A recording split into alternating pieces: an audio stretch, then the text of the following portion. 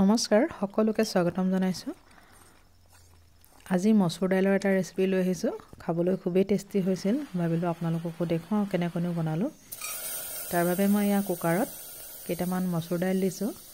তাৰ পিছতে ফুলকবি এবাৰ আছিল ঘৰৰে হয় এয়া কাটি ধুই বাছি এনেকৈ দি দিলো। তাৰ পিছত ইয়াতে মই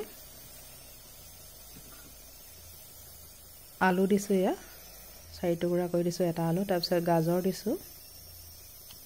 গাজৰ এয়া ঘৰৰে হয়। তাৰ পিছত এয়া কণ বিলাহী দিছো। এনেকৈ যে মিক্স দাইলখন খাবলৈ কিমান ভাল লাগে। তাৰ পিছত ইয়াতে মই পিয়াজ দিছো অলপমান কাটি দিছো। তাৰ পিছত আদা আৰু জলকীয়া এটা দিছো আৰু জোখমতে হালধি দিছো আৰু সোৱাদ অনুযায়ী নিমখ দিছো। এয়া আটাইখিনি একেলগে দি দিছো। এতিয়া জোখমতে পানী দিওঁ।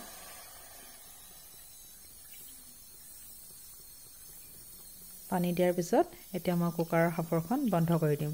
তাৰ পিছত মই 3টামান উকি ভাজিবলৈ দিম। প্ৰিয় দৰ্শকসকল, যিসকলে মোৰ চেনেলটি প্ৰথমবাৰ চাই আছে সাবস্ক্ৰাইব কৰি ল'ব, তেতিয়া নতুন নতুন ভিডিঅ'সমূহ পাই থাকিব। আৰু ৰেচিপিটো যদি ভাল পায় লাইক কমেন্ট শ্বেয়াৰ কৰিবলৈ নাপাহৰিব। এতিয়া মই হুইচেলটো লগাই দিলো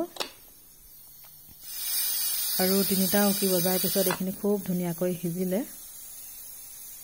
এতিয়া মই এখন কেৰাহীতে অকণমান তেল দি দিওঁ। তেলখিনি গৰম হ'বলৈ দিওঁ ভালদৰে।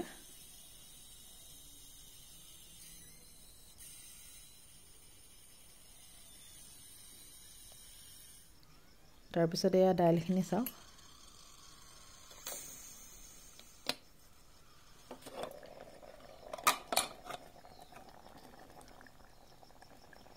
ভালদৰে সিজিলে এয়া।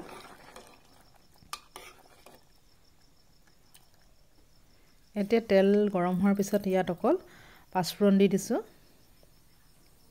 পাঁচফোৰণকেইটা ভালদৰে ফুটাৰ পিছত ইয়াতে দাইলখিনি দি দিছো।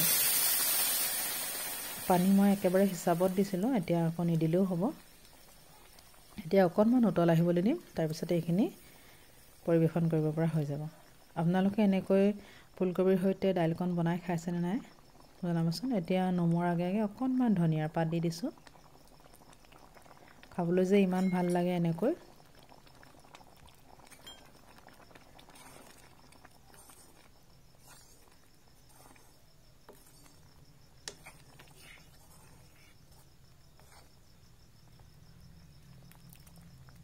বহুত বেছি ডাঠো নহয় আৰু বহুত বেছি পাতলো নহয়।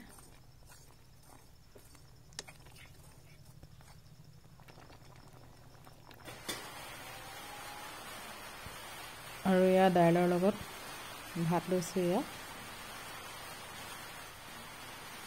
প্ৰিয় দৰ্শকসকল, আজিৰ ৰেচিপিটো কেনেকুৱা পালে কমেণ্ট কৰি জনাবলৈ নাপাহৰিব। ভাল লাগিলে লাইক কৰিব আৰু নতুন নতুন ভিডিঅ' পাবৰ কাৰণে সাবস্ক্ৰাইব কৰি ল'ব মোৰ চেনেলটি।